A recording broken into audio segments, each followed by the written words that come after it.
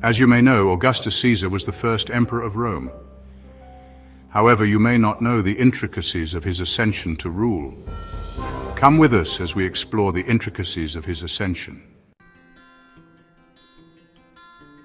Augustus was born in 63 BCE as Octavian, though for simplicity's sake, I will refer to him as Augustus throughout this video.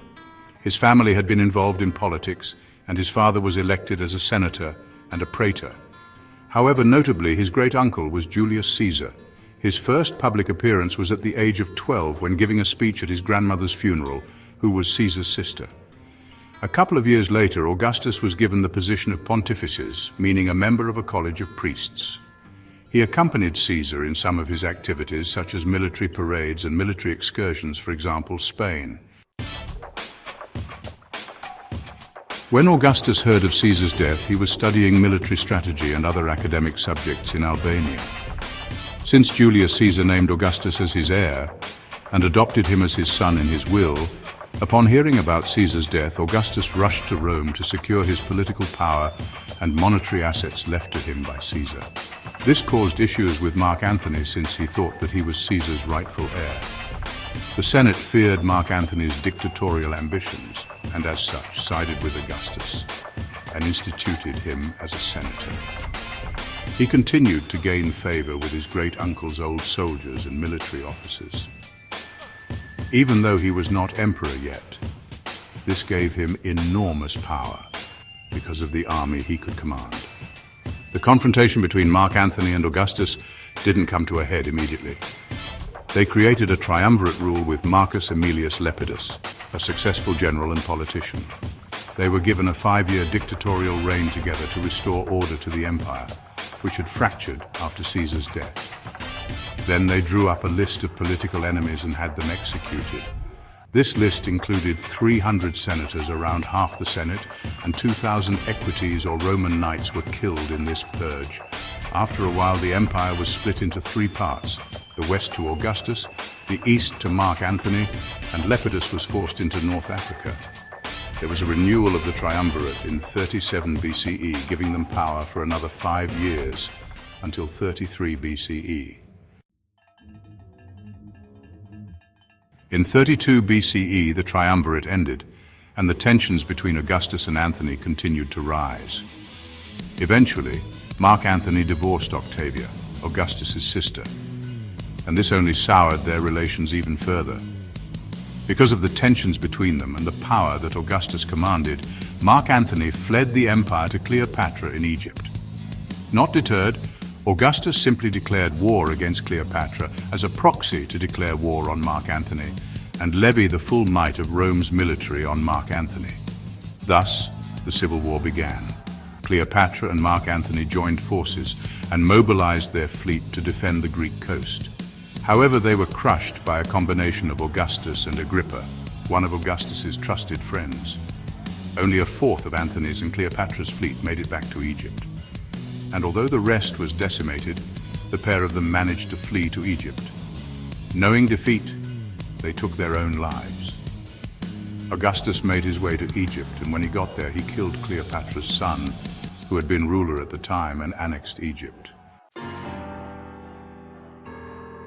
As with most Roman emperors after him, Augustus engaged in a number of military campaigns as emperor.